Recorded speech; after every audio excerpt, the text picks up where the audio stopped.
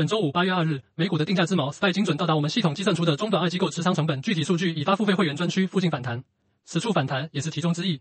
因为这里是一个重要的机构持仓成本，在我们的系统中对应为4级买点。熟悉我们系统的都知道，在重要的机构持仓成本都会伴随着反弹。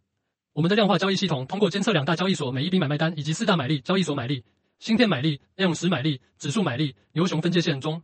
长、超长3大周期，将市场买点分为4个大周期：短、中、长、超长和9个小周期。目前的4级买点在今年的4月19号出现过，属于中线周期的最小买点，所以此处抄底就需要匹配4级买点的仓位和策略。其中最重要的一点就是此处买入需要在买入价，也就是4级买点对应的机构持仓成本处设置止盈，避免市场如果进一步进入更大周期的回调，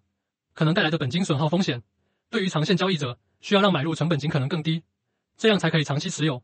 避免高频操作。因此最完美的买点是7到9级买点，这样的买点才可以匹配更大的仓位，且可以接受市场在底部的震荡，相对风险非常小。所以所有的买入、抄底都需要放在周期的背景下量化，匹配相应的策略。我们在这一轮市场的震荡中一直在强调买点的级别和仓位的控制，因此我们几乎完美躲过了这一轮暴力回撤，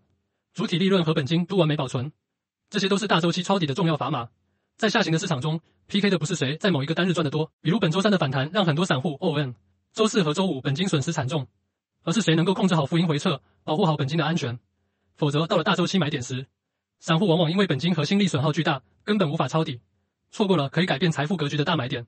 SASO 目前已经跌到了2023年7月的价格， QQQ 已经跌到了2024年3月的价格，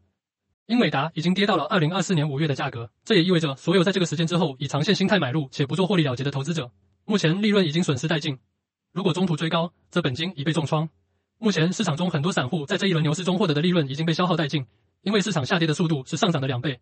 而且动能股的速度是 SPY 的3到5倍，比如这一轮英伟达的上涨，下跌速度就是 SPY 的6倍。这就是量化交易时代美股的速度和强度。期权和杠杆 ETF 撬动的资金所带来的上涨，在下跌时就是镜像关系。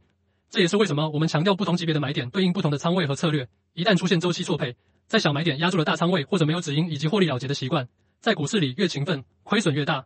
股市不奖励没有数据、策略和纪律加持的勤奋，奖励的是在数据加持下的理性、定力和耐心。会员朋友能看到每天由我们系统计算出的机构持仓成本，会发现每一级机构持仓成本层层叠叠，这都是筹码分散度非常高的一种数据形态。